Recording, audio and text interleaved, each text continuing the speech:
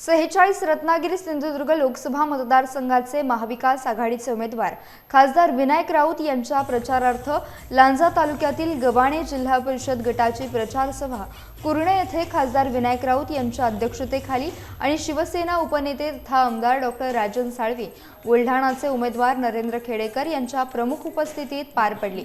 यावेळी सर्वांनी एकमुखाने प्रचंड बहुमत देण्याचा निर्धार केला। यावेळी विनायक राऊत यांना भरघोस मताने निवडून आणणारच असा निर्धार जनतेने केला असल्याची माहिती काँग्रेस जिल्हा अध्यक्ष अविनाश लाड यांनी दिली। मुख्यमंत्री उद्धव बाळासाहेब ठाकरे तो माणूस आजारी होता, फाट्यावर होता, पण घरात बसून चौकशी करत होता।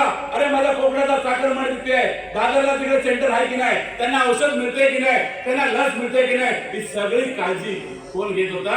तर माझा उद्धव ठाकरे घेत होता। आणि मोदी सरकार काय सांगत होतं? ओ कोरोना आलाय, घराच्या बाहेर या आणि ताटं वाजवा आणि फोटो सेल्फी पडा। आम्ही पण येण्यासारखे शेताच्या बांधाला आलो, ताटं वाजवली आणि फोटो पाठवते। आणि तरी काय दौरा चांगला झाला, पोरगा झाला नाही, तर उद्धव ठाकरे लस दिली तर लसीमुळे चांगला झाला। आणि लस कुणी दिली? तर उद्धव ठाकरे दिली। फोटो कोणाचा? मोदी साहेबाचा। तुझं काय योगदान बाबा? तर लसीचे पैसे पण आमचे टॅक्स आहे। कारण तुझं त्यांनी जी महागाई वाढताना आमचा राहुल गांधी म्हणतो एक टॅक्स आलाय, भूत आले।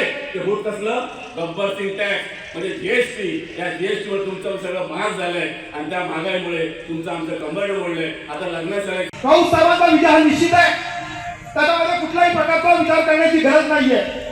फक्त आपल्या सगळ्यांची फार मोठी जबाबदारी आहे। ती निशाणी नवीन आहे, ती निशाणी आपल्याला खऱ्या अर्थानं प्रत्येक घराघरात पोहोचवावी लागणार आहे। आणि मला निश्चितपणे विश्वास आहे की निशाणी आपण चांगल्या प्रकारे पोहोचवत आणि उद्या होणाऱ्या लोकसभा निवडणुकीमध्ये हा जिल्हा परिषद गट हा संपूर्ण लोकसभा मतदारसंघामध्ये सर्वाधिक मताधिक्य देईल असं आपल्या सगळ्यांच्या वतीनं मी या ठिकाणी